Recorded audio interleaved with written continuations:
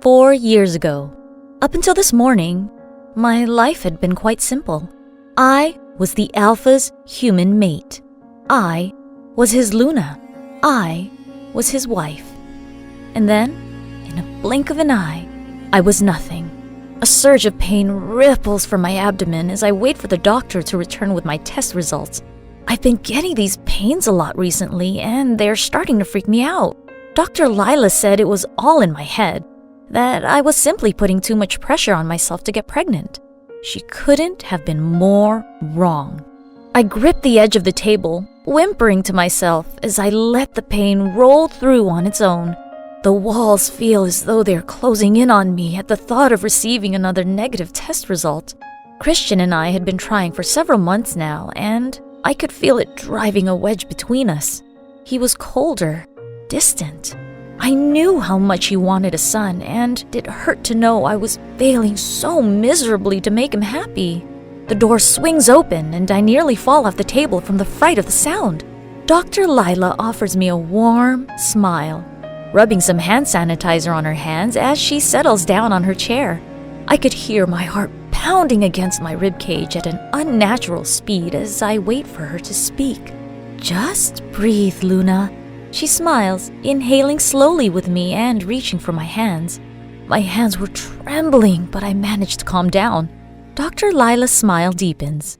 "Congratulations, Luna," she says, placing her hand on my tummy. "You're carrying our little Alpha in there."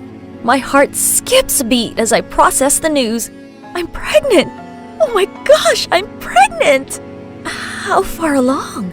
I whisper, barely able to string together a sentence from holding back the sob in my throat. "Well, let's find out, shall we?"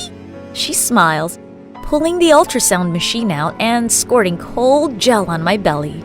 Butterflies dance in my stomach as I stare at the screen, unable to read the images, but hoping somewhere in that black and white mess, my little Alpha would show up.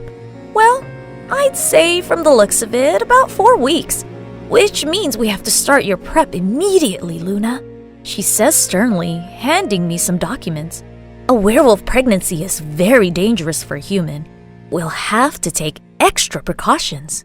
She wipes the gel off my stomach and gives me a crash course on what to expect and prescribes me a full regime of prenatal care. I rub my belly the entire ride home, still on cloud 9 from the news. I couldn't wait to tell Christian. He was going to be so happy about this. As I pull up to the pack house, the pain once again returns and I sit still in the car for a minute to let it pass, clenching my teeth together to keep from screaming. Slowly, I drag myself out of the car and through the front door of the house. I'm usually met with several Omegas eager to take my things, but the house was eerily quiet and empty. I don't have time to question it when a burning sensation spreads across my chest, making every breath I take unbearable. I couldn't scream even if I wanted to. My lungs on fire. I climb up the stairs to the second floor, looking forward to lying down and resting.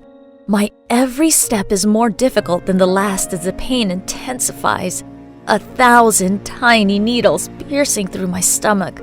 From where I stood at the top of the stairs, I could see the door to my room slightly cracked open, a strange, muffled sound coming from within. As I inch closer, an unmistakable scene unfolds before me, my blood boiling at the sight. Peeking through the door, I see my sister Vanessa riding my husband, a look of sheer delight on the contorted features of her face. Oh, Christian! She moans, eagerly bouncing up and down his shaft. My pain reaches a crescendo as I watch him empty his seat inside her, and I place a hand over my mouth to keep myself quiet. "And I'll make you my Luna," he whispers. I don't need to see any more of this grotesque encounter, and slowly back away from the room and tiptoe down the stairs, their climax ringing in my ears. I nearly sprint out of the house, still clutching my pregnancy test in my hands as I climb into my car. I didn't know where I was going, but I put my car in drive and sped off down the driveway. It all made so much more sense now.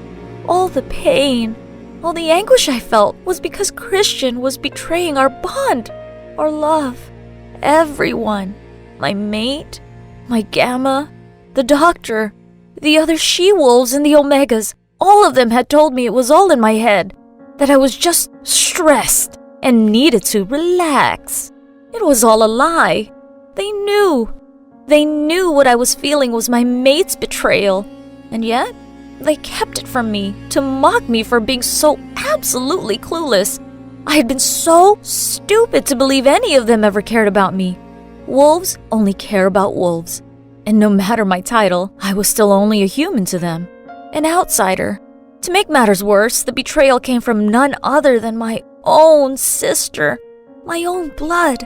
I had brought Vanessa to our pack after I mated with Christian. She had known Christian before I had, and it was she who introduced us to each other.